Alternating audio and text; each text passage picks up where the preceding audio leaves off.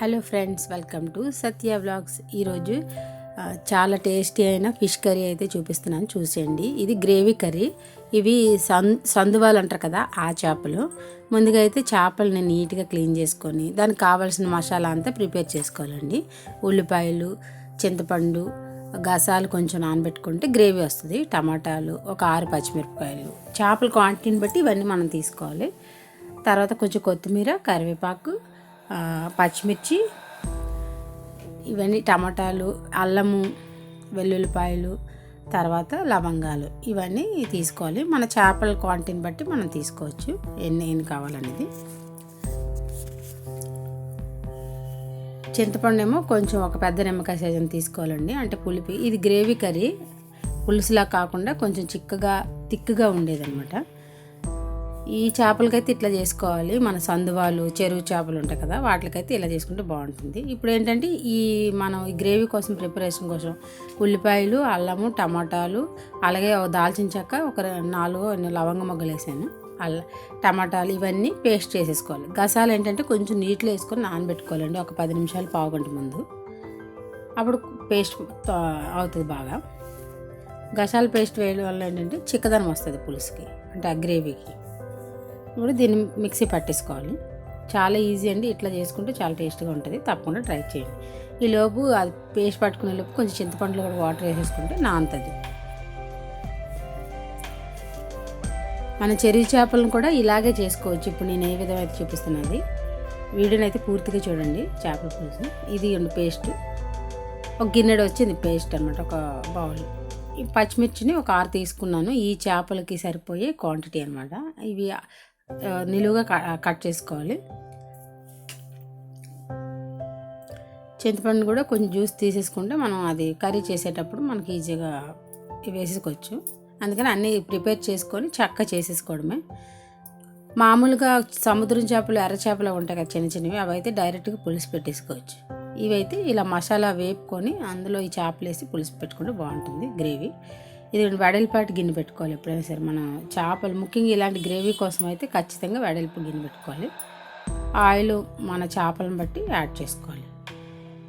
Oil కొంచెం వేడెక్కాక ఈ ముద్ద ఉంటుంది కదా, ఈ మసాలా ముద్ద అంతా ప్రిపేర్ చేసుకున్నాం మనం. ఉల్లిపాయలు, టమాటాలు, అల్లము, తర్వాత దాల్చిన చెక్క, లవంగాలు, గసాలు వేసిన పేస్ట్ ఉంటుంది కదా అది. ఇంక ఇందులో ఎటువంటి ముక్కలు యాడ్ చేయట్లేదు, పచ్చిమిర్చి తప్పించి. ఈ పేస్ట్ని ముందు బాగా వేయించేసుకోవాలండి. మనకి అది పచ్చి వాసన పోయే వరకు వేయించుకోవాలంటే ఒక 5 నిమిషాలు పడుతుంది వేయడానికి. బాగా పసుపు అయితే ఫస్ట్ యాడ్ చేయకూడదు, యాడ్ చేస్తే మనకు ఆ పేస్ట్ వేగింది లేదు తెలియదు, కలర్ వచ్చేస్తుంది కదా. అందుకోసమని పేస్ట్ అంతా బాగా వేగాక అప్పుడు పసుపు యాడ్ చేసుకోండి. ఈ విధంగా బాగుంటుందండి కర్రీ చాలా. మనకు నాటుకోడికి కూడా ఇలా పేస్ట్ ప్రిపేర్ చేసుకొని చేసుకోవచ్చు, అంటే గ్రేవీ చిక్కగా వస్తుంది. బాగా ఫ్రై అయిపోతే ఆ పేస్ట్ కొంచెం బాగా ఆయిల్లో వేగిపోతే పచ్చివాసన పోయి కొంచెం ఆయిల్ పైకి తేలి కలర్ మారుతుంది. కొంచెం కలర్ మారింది సార్, పేస్ట్ కూడా క్వాంటిటీ కొద్దిగా తగ్గినట్టుగా అనిపిస్తుంది.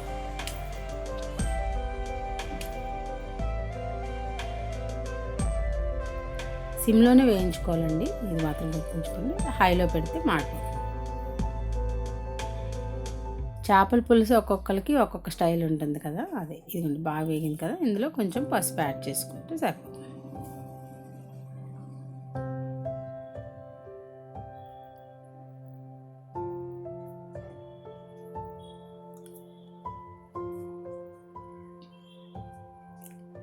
బాగా వేగిపోవాలి. ఇప్పుడు పసుపు యాడ్ చేస్తున్నాను చూడండి. ముందే మనం యాడ్ చేసుకుంటే మనకు అది వేగింది తెలియదు, అంటే ఆ కలర్ మారకపోయినా మారినట్టుగా అనిపిస్తుంది, అందుకోసం.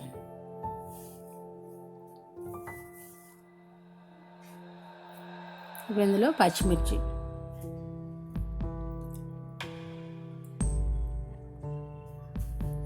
యాడ్ చేసుకుని కాసేపు వేగనివ్వాలి. కరివేపాకు కూడా, అంటే ఈ సందువాలు, బొచ్చులు ఇలాంటి చేపలకి ఏంటంటే ఇలా వండుకుంటే బాగుంటుంది టేస్ట్.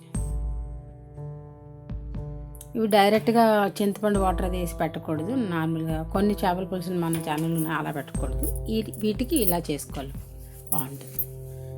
ఇవి కూడా వేగాక మనకి తెలిసిపోతుంది.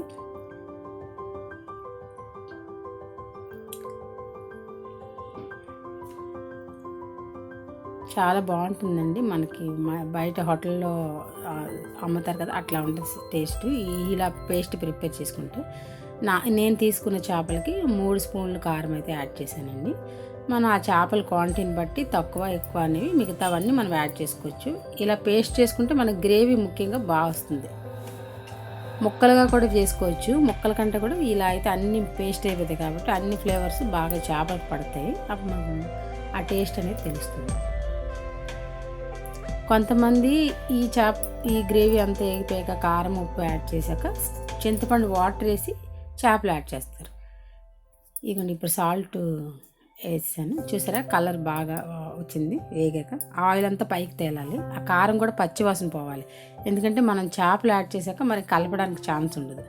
ఇదిగోండి బాగా వేగిపోయి కొంచెం ఇగురు కూడా తగ్గినట్టుగా అయింది. అంటే ఆ గ్రేవీ కలర్ కూడా బాగా వచ్చింది, బాగా వేగిపోయింది కదా, ఆయిల్ పైకి తేలి. ఇప్పుడు అందులో చేపలను యాడ్ చేసుకోవాలి. చేపలను ఎప్పుడైనా చేసుకుంటే ఇలాంటి స్టిక్ లాగా ఉండే గరిటె అయితే మనకి అవి కలిపేటప్పుడు ఇరక్కుండా ఉంటాయి, రౌండ్ గరిటెల కంటే. కొంచెం కలిపేసి చేపలకి ఆ మసాలా ముద్దంతా పట్టేలాగా ఒక 2 నిమిషాలని వాటిని వేడి చేసుకోవాలి. 2 నుంచి 3 నిమిషాలు. అప్పుడు ఏంటంటే ఈ ముద్దంతా చేపలకు పడుతుంది, అప్పుడు టేస్ట్ బాగుంటుంది. కొంతమంది ముందు వాటర్ వేసేసి ఆ వాటర్ మరిగాక అంటే చింతపండు వేసి మరిగాక అప్పుడు చేపలు యాడ్ చేస్తారు. కానీ ఇలా అయితే ఇంకా బాగుంటుంది టేస్ట్ దానికంటే కూడా. ఎందుకంటే ఈ ముద్దంతా వాటికి పడుతుంది. ఇప్పుడు చింతపండు ఇలాంటి జల్లెడ లాంటి దాంట్లో పెట్టుకుని వేసుకుంటే ఆ చిన్న చిన్న చెత్త కూడా పడకుండా ఉంటుంది. మనం ఎంత వేరు చేసినా చిన్న పడతాయి కదా, అందుకోసమని. అంతే, ఒక 10 నిమిషాలు 15 నిమిషాలు చక్కగా మరిగిపోతుందండి. మరీ సిమ్లో హైలో కాకుండా కొంచెం మంట కొంచెం తగ్గించుకొని పెట్టుకుంటే బాగుంటుంది. ఇలా ముద్ద ప్రిపేర్ చేసుకొని తప్పకుండా చేసుకోండి, చాలా టేస్ట్గా ఉంటుంది.